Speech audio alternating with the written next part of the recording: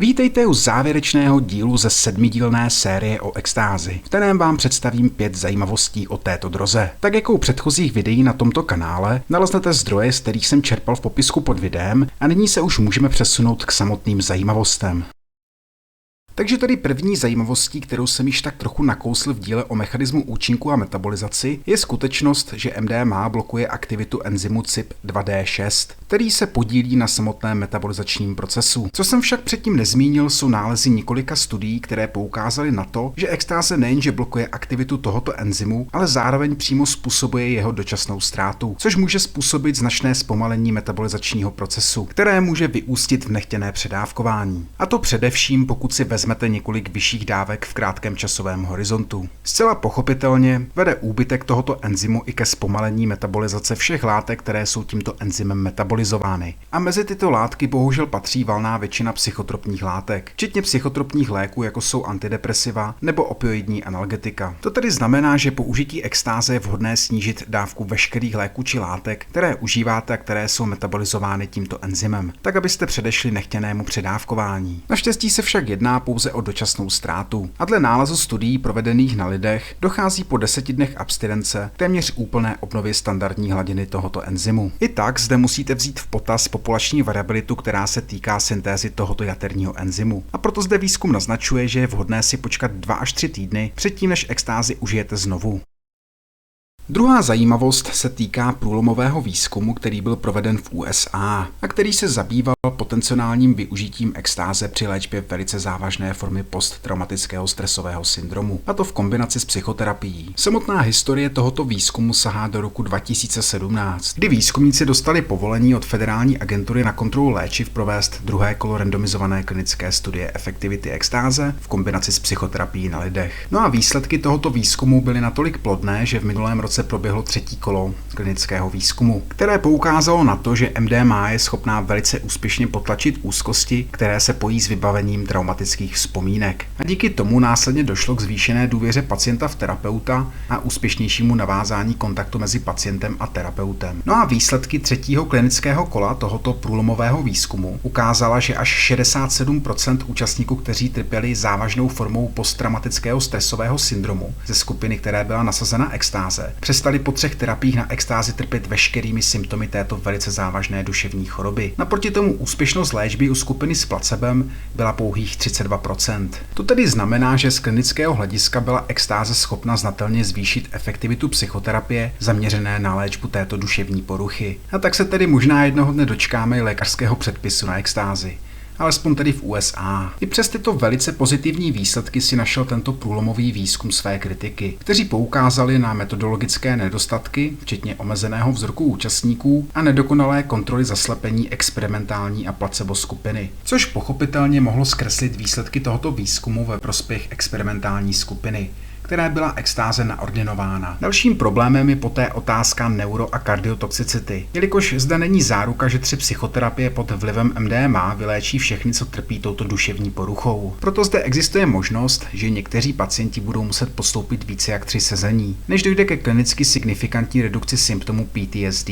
To však ale zase na oplátku může vést ke klinicky signifikantní neuro- a kardiotoxicitě, obzvlášť pokud nebude mezi jednotlivými terapiemi dostatečný časový rozestup, který však u MDMA činí minimálně 3 měsíce, což zase není příliš praktické pro lidi s touto diagnózou, jelikož každá chvíle bez efektivní léčby tohoto duševního stavu sebou přináší zvýšené riziko náhlého zhoršení symptomů, které může následně vést až k sebevraždě.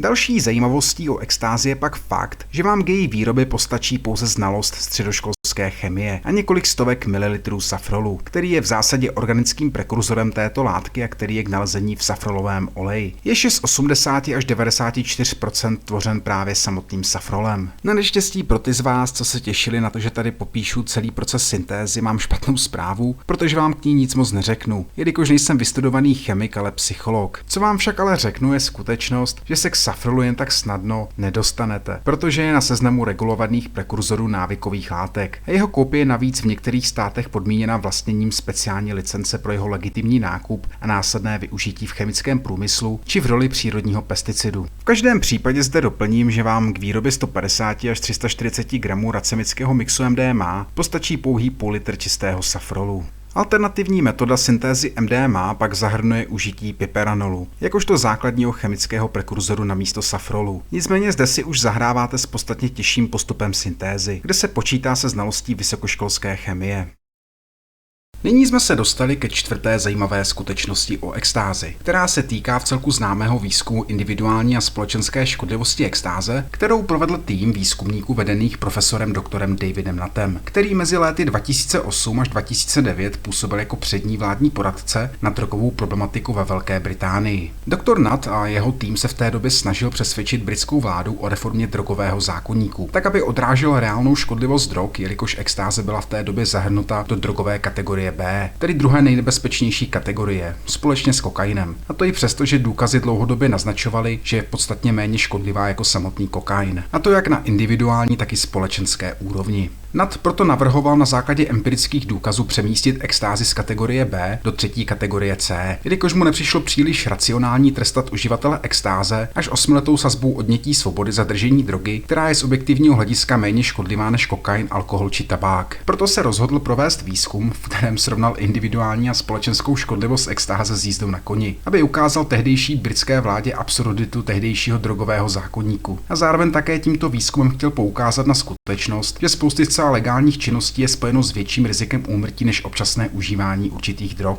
Důvodem, proč Nutt pro toto srovnání vybral zrovna jízdu na koni, je skutečnost, že se jí v té době věnovala jeho dcera. A tak si tedy řekl, že by mohlo jít o velice zajímavé srovnání. Jelikož jízda na koni je společensky brána jako relativně bezpečná činnost, která se přece nemůže z hlediska roční incidence mortality srovnávat s užíváním nelegálních drog, jako je extáze. Nicméně ke svému překvapení Nutt a jeho tým zjistili, že mezi roky 2008 až 2009 stála jízda na koni více lidských životů než užívání samotné extáze. Konkrétně se zde bavíme o jednom případu úmrtí na 10 000 lidí v případě užití samotné extáze, zatímco u jízdy na koni se jednalo o jedno úmrtí na 350 lidí. Nutt se svým týmem navíc zjistili, že jízda na koni v tomto období napáchala větší individuální a společenské škody než užívání samotné extáze. A to především kvůli vyššímu výskytu vážných zranění, s kterými se pojily i citelně vyšší náklady na léčbu. Zcela pochopitelně byl po prezentaci těchto nálezů silně kritizován jak samotným parlamentem, tak i některými akademiky. A ještě v ten samý rok ho tehdejší britská vláda vyhodila z pozice předního vládního drogového poradce. Po této eskapádě provedl Nutt několik dalších výzkumů na srovnání škodlivosti jednotlivých drog a vcelku konzistentně se v těchto srovnávacích studiích extáze umísťovala na posledních příčkách individuálních a společenských škod, hluboko pod alkoholem, tabákem nebo třeba i jízdou autem.